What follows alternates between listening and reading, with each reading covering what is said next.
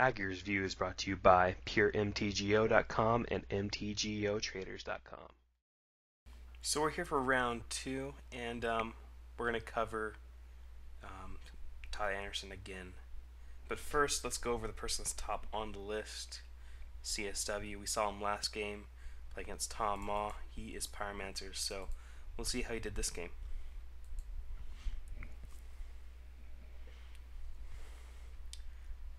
So he's playing in Super Chibi, or Super, yeah. He opens on a Ponder after mulling to 6, so that's not the greatest for him. Double Street Wraith from his opponent, that's very interesting here. Is he playing Living End? That's the question I have here. So he opens with a Rite of Flame Ponder to get a turn 2 Pyromancer and a combo and a counter on it already. So he cycles a Deadshot Minotaur. It's pretty safe to assume he is playing Living End. Living End tries to put a bunch of creatures in his graveyard. He cycled 3 times, did not find another land, or only had 1 land in his opening hand, or he had 0, so I don't know. He did cycle 3 times, so he either found no lands or 1 land, depending on what he had. But he conceded here, so that was an easy win for CSW there. So let's go to game 2 of that match.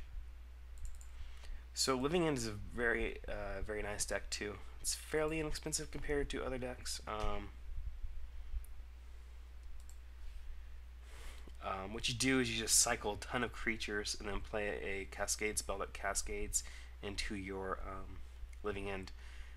Living End costs 0, so it doesn't. Well, it has no cost, which means its converted mana costs 0, so it gets played off a Cascade, which means you can't play any creatures, any cards at all below, I think, 3 mana, because they will prevent your combo from going off, because you can cascade into them instead of what you want to cascade into.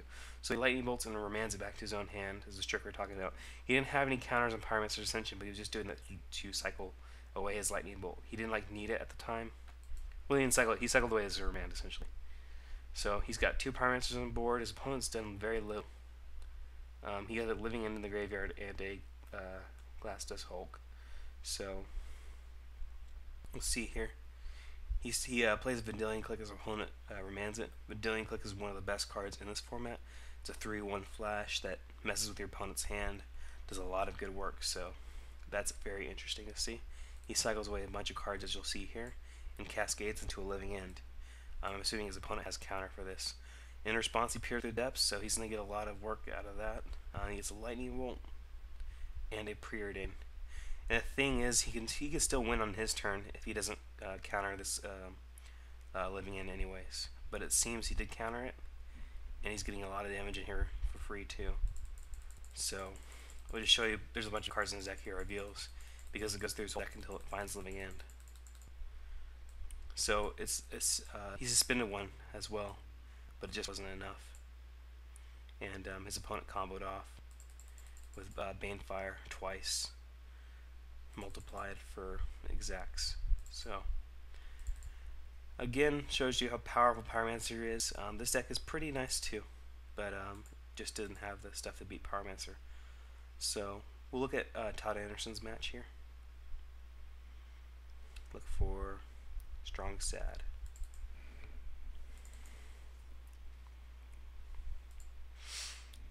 So Magic Forever, Mulligan's a 6. Todd's on a 7-card hand. He opens with one of his best openers, Nettle Sentinel. So his opponent opens on Preordain Lotus Bloom, which means he's probably Dragonstorm or another Storm combo deck. He gets a free 2 damage in there by playing his Llanowar Elves post-combat, and gets to play an Elvish Archshooting, and this is his beat-down draw. It's pretty insane, so we'll see how much he can do here. So he's not going for the win on beatdown. He plays Regal Force instead, and he's going to start going off here with his Nettle Sentinels and Heritage Druids. Regal Force is pretty insane, drawing a card for each green creature in play when you cast it. And he'll get to untap his guys there, play his 3rd Nettle Sentinel. So now he has the infinite mana combo. If he can find a way to draw infinite cards, he's got it. Green Sun Zenith finding a, was it 3? So I guess another, an Eternal Witness. So he gets a Summoner's Pact again. So he's got 2 Summoner's Pact on the stack. If his opponent has a Pyroclasm, he's dead if he can't combo this turn. But he's got a Regal Force here, pretty much ensuring he wins this game. He's going to draw a massive amount of cards. What was it, 10 there? So a ton of stuff there going on. He gets to infinite mana again here. Plays another Elvish Archdruid. And he's just playing this now just for the value there. I'm assuming he's got... we still haven't seen what he wins with, actually.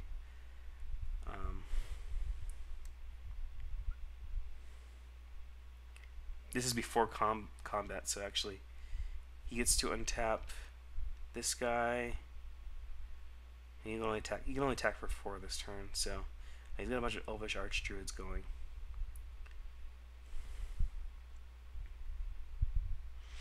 We'll see if he actually... so he didn't actually have a way to finish off that combo.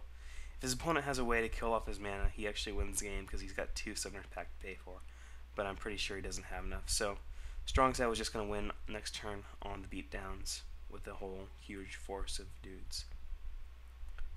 If he had a way to kill his, if he had, like, I don't know, double Pyroclasm? Yeah, he need double Pyroclasm. He could have won, but he didn't have it. And his lowest boon was a turn off, so it shows you how fast Elves is getting in there. It was winning on turn 4, essentially, since he had to wait till next turn to attack, but his opponent didn't have anything, so that's game. So we'll move to game 2.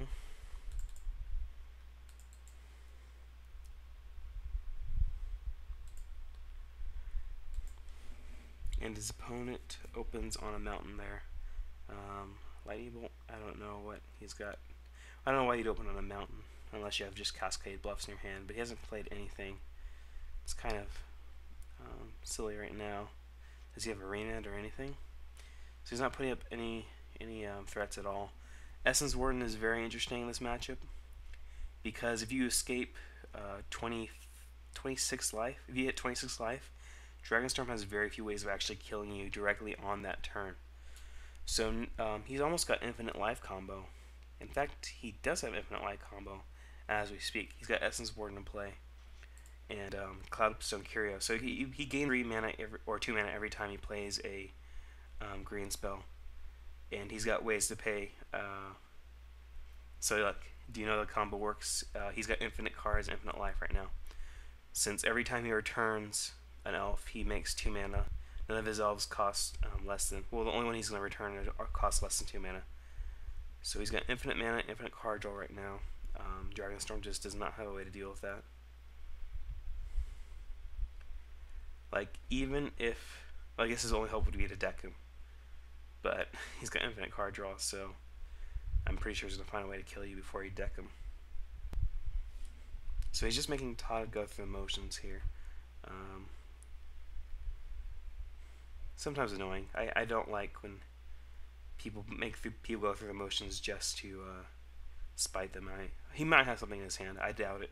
He hasn't done anything this entire game besides play lands, and it seems like he's F6 here.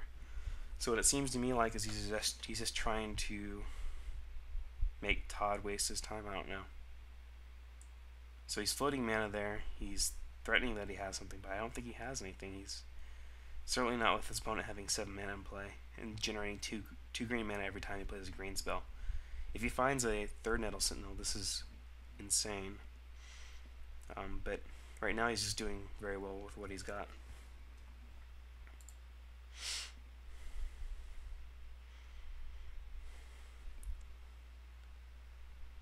So he's continuing on here. Maybe he has a Pyroclasm, hopes Todd taps out incorrectly and doesn't finish the game here.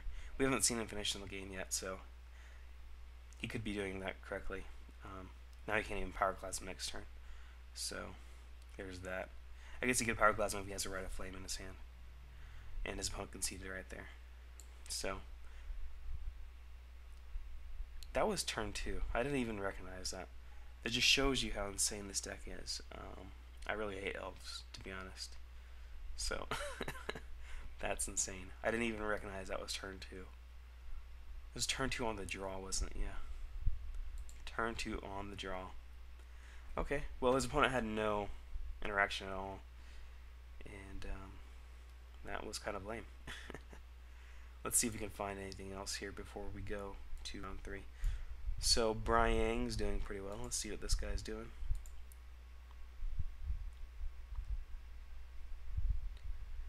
Briang. So he's playing against Double Drain here. So his opponent opens on Mountain, which means he's a red deck, or he's got a bad mana start. He's red-green Shamans. Okay, so this deck runs off of the Shaman kinship ability. Oh, wow. Maybe we can get through this one. Okay. Okay. So we're back where we left off, and this deck is the Kinship Shaman deck. It's got a lot of interesting little combos there. Every time you reveal a Shaman or an Elf off the top of your deck, at the upkeep, you get a 2/2 Wolf, which means this guy gets pretty insane pretty fast. And Rage Forger is the key to this deck. Whenever he hits play, he puts a +1/+1 counter on each Shaman you control. And whenever a creature attacks with a counter on it, it deals 1 damage, so it gets very fast, very quickly. So his opponent's playing Mythic, it seems. He got a good start into a Gideon here, but Rage Forger should let him kill the Gideon fairly easily here. Just shows you the power of Rage Forger. Rock Swarmmonk should do a lot of good work here for Briang, though. I'm sorry, Double Drain is the Shaman deck, and Briang is the Mythic deck, so we'll see this here. Flameking Harbinger helps set up his Wolf Skull Shamans. He put another Rage Forger on top, which means he's going to have an insane attack next turn, and not even a 3/4 lifelink is going to stop this assault. Since he's going to have 2 Rage Forgers in play, and all of his Shamans are going to have counters on him, he's going to attack. He's going to instantly deal his opponent 8 damage just with the attack. He's going to have a 4/4, a 3/3, a 3/3, and a 2/2 attacking as well. So just a lot of pure damage there, and a 2/2. So he had the game pretty much locked up there. So Brian conceded from that game, and that's not the one we want to look for. So this is a very interesting matchup. Both decks are playing pretty fair. They're both pretty strong, but they don't actually win on turn 2 or 3 like we saw before. Flamekin Harbinger searching up another Flamekin Harbinger on top of his deck. Doesn't seem like the strongest start. In fact, I don't know why you really want that. I mean, he has a Wolf Skull Shaman in his hand, so he can guarantee in 2 turns he gets a wolf. But it doesn't seem like the strongest play there. Getting a Knight of Reliquary down there. It's in shock range, but I mean, no one plays shock. And he's in Burst Lightning range. I don't think anybody plays Burst Lightning in Modern either. So, I mean, that's kind of annoying. But he trades for a Flamekin Harbinger. That's very interesting. To be honest, I didn't expect that at all. But he's got his Sovereigns out there, so this game should wrap up pretty quickly. Unless his opponent has a way to deal with that 12/11 Lotus Cobra, which it seems he does not. So he just attacks again and puts another Eldrazi Conscription on it after having Exalted 3. So I mean, and Annihilator goes off. I don't know how his opponent was expecting to win this game. I mean, maybe if he had an Eldrazi Conscription in his hand, he could chump block, but he still would have to deal with this whole team. So that was a pretty quick game.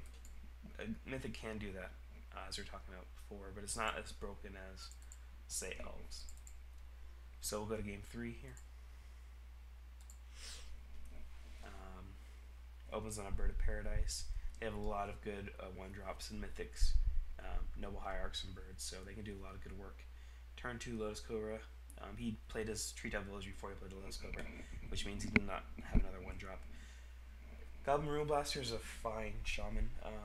His cost is decreased by 1 by this guy, so certainly does a lot of work.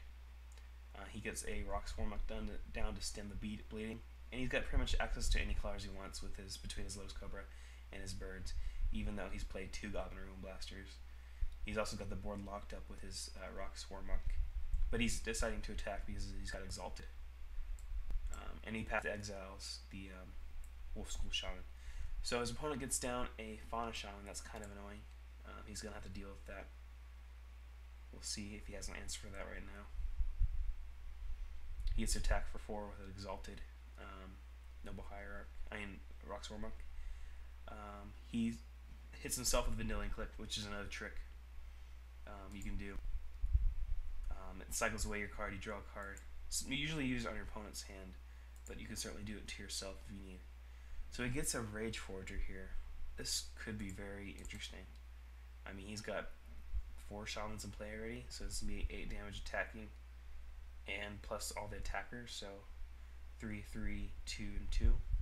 It's a lot of damage this turn. And he's got blockers, but it's not a great situation for him. He doesn't want to block his Lotus Cobra because he's got so few lands in play. But he's putting up a good fight so far with having so few lands. So he attacks all out. It's 4 damage straight up.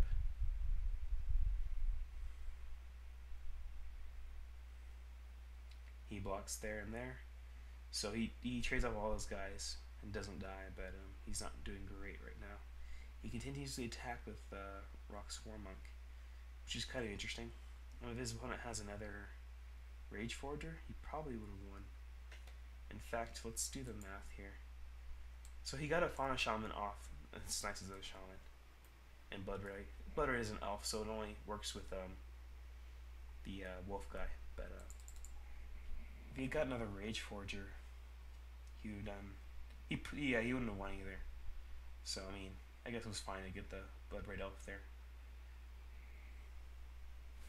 I don't know, actually I might have just gotten the Rage Forger. He would have dealt 6 damage immediately. No, 7 damage immediately. No, 8 damage immediately. Because both of them would have triggered, and they all had counters on them. He would have had to block the 2 biggest ones, which would have been this guy and any of these guys. And he would have taken, what, 6 plus 4, 8, 14? He would have taken 14, so I think, if I'm doing this correctly, Rage Forger comes down, +1s his whole team. He can only block 2 of these guys, so he'll block the 4 power and a 3 power, leaving 2 3 power, 6 power there, and 8 damage from attacking. Yeah, he would have straight won if he had just played another Rage Forger. But he didn't, and it looks like his opponent's got a way to, Brian's got a way to survive here. He blocks there. Okay, so he had a Path to Exile. He wouldn't have straight up won. But he would have been a lot closer, I think. So he activates both his guys. He's getting very aggressive. He's playing very well on 1 land. This is a lot of good work here. His opponent didn't have anything. He attacks here, forces his opponent to chump block, or block with his whole team. He gets a bunch of life back. Very interesting play on his part. Knight of Reliquary is doing a lot of good work here. He's huge. And his Sovereigns to finish it off.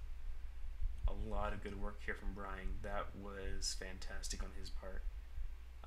You can't say he didn't have any bad luck because he had horribly bad luck.